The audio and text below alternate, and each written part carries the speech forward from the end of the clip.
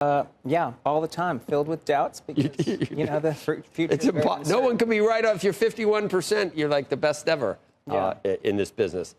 You're still bullish, even though you talk about last week, a little wobble in some stocks. Sell on the news because of China. Now, it looks like a little bit of hawkishness out of Jay Powell. I don't know if that lasts.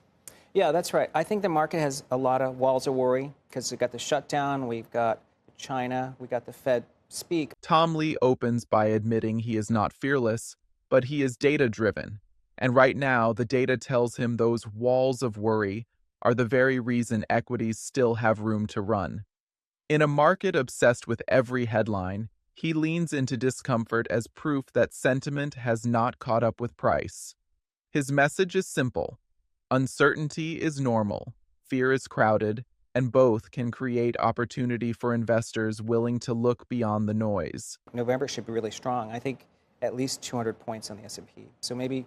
For November? Yeah, maybe even 250. So maybe we get to 71. See, that's a call that I just wish you wouldn't make a call like that, right? Well, you could 250 into 3% if that makes you feel better. It does make me feel a little bit better because 250 points to say in November, 250 points. You're giving a time and a size. But maybe we wobble the first couple weeks just to digest all the gains. Yeah. Here, Lee is not hinting vaguely at strength. He is mapping out a playbook. A strong November, early jitters, and then renewed momentum as dip buyers and underexposed managers step in. The wobble is not framed as danger, but as a reset that shakes out weak hands before the next move. It sets the tone for his broader thesis. Short-term volatility is the toll you pay for late-year upside. Yeah, I mean, if you look at it, like AAII, the average sentiment this year is still minus 11.5, like net solidly bearish. That's only happened 3 other times in 35 years, all in the middle of bear markets. So investors feel like it's a bear market, but we're up 17%, which kind of tells me I think there's a big performance chase into year end. That disconnect between mood and math is the emotional core of his buy now argument. If people still think they are living in a bear market while the index quietly posts double-digit gains, something has to give. For Lee, what breaks is not the market, but the patience of benchmark huggers who suddenly realize they are behind. Their scramble to catch up, he argues, is the fuel that can drive a sharp move higher before the year is over. I do think the inflation is probably falling a lot faster than everyone expects. I mean, you can look at Trueflation, and we're down to sub 2% inflation, excluding housing. Shelter, yeah. Yeah, and shelter is finally cracked. Yeah. Because that CPI number was, it was just barely cooler than expected, wasn't it? Yes, but the shelter piece is now at 0.16 month over month. That's at 2% year over year. That level would bring core inflation down sharply. And over 54% of the CPI components are now deflating. This is where his macro backdrop snaps into place. While many traders remain locked in last year's inflation story, Lee points to real-time indicators and broad-based disinflation under the surface. If more than half the CPI basket is slipping, the primary excuse for staying ultra-defensive starts to fall apart. That slide in inflation is not just a statistic for him. It is the opening for a friendlier Fed and higher equity multiples into year-end. Yeah, I think there is something the market's trying to figure out, which is AI is consuming jobs, but that's turning it into profits for corporates. So like profits are expanding. And then we have profit margins have actually been going up in the middle of tariffs. So how are companies able to take 70% of the tariff hit, but margins are going up? So there must be a productivity boom somewhere. And then we have, like you said, $7 trillion of cash on the sidelines, but we have high rates. And so the Fed, I kind of think, is trying to not overheat the economy. But we know that, you just point out, like housing's in big trouble. So I would say it makes sense if inflation's in a good place and jobs aren't really strengthening for cuts to happen, and that would be really dovish. So I think that sort of comes together before the end of the year. Now Lee layers on the structural story. AI-driven productivity, rising margins despite tariffs, and mountains of idle cash combine into a backdrop where any hint of policy easing could ignite risk assets. He is not blind to weak spots like housing, but he flips them into part of the rationale for eventual cuts. In his framework, it all converges on a narrow window where owning quality stocks into the close of the year is a rational bet, not a reckless one. Tom, have you been reading all these stories that just been out, recently here about how the Fed is doing all of this sort of repo activity, like a lot of repo activity? And I just wonder what that really means for both the markets and maybe even for crypto. This is a ton of money. I mean, it looks like something like $30 billion just to ease liquidity concerns. This is, past couple of days kind of thing. It is pretty typical into month end, right? That's what we are seeing. And I think that some of these numbers are also being distorted because of the government shutdown. So we know that the Treasury reserves are building because there aren't any payments being made. So it is something we're watching. But if I was to say that there's signs of bank stress, I'd also be looking for high yield spreads to be widening. And those are actually staying pretty calm. Instead of treating every liquidity headline as a red alert, Lee filters it through actual stress indicators.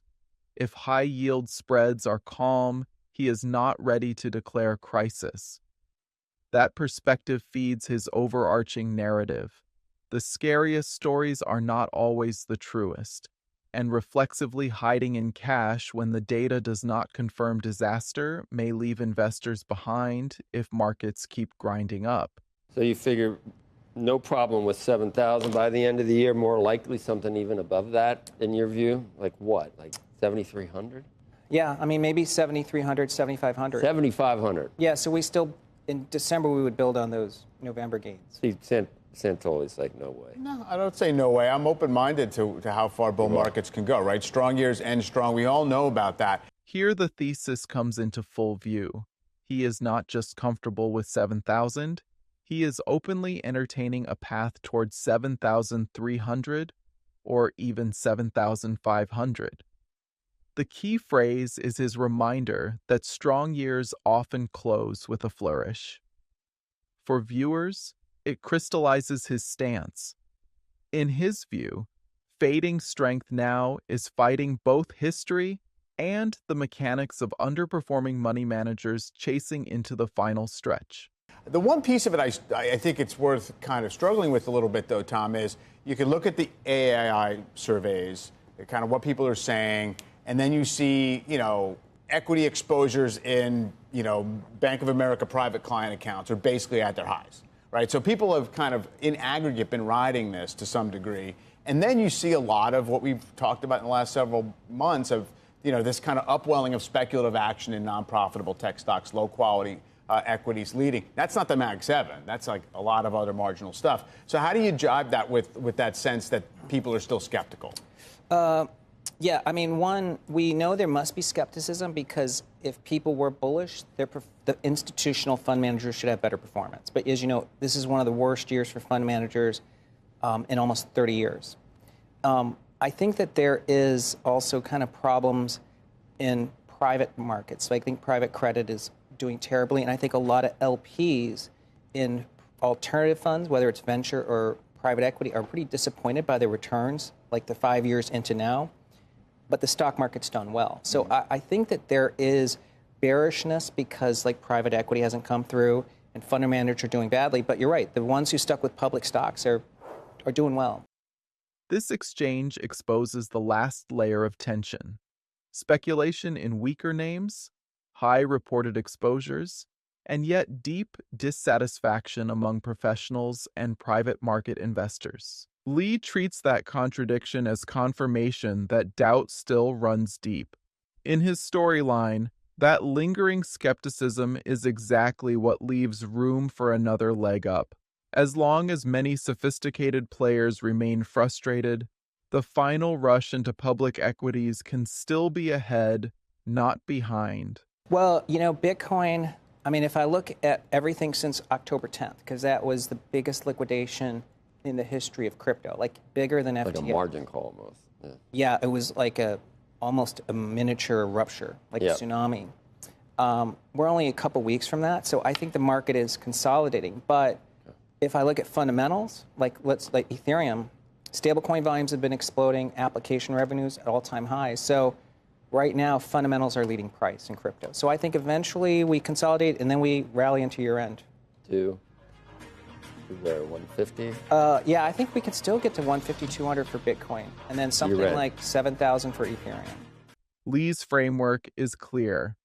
Cooling inflation, rising profits, big cash on the sidelines, few real stress signals, persistent skepticism, and improving crypto fundamentals. Together, he believes that sets up risk assets to surprise to the upside into year end. So what do you think? Is this the moment to lean in, or is Tom Lee underestimating the risks beneath the surface?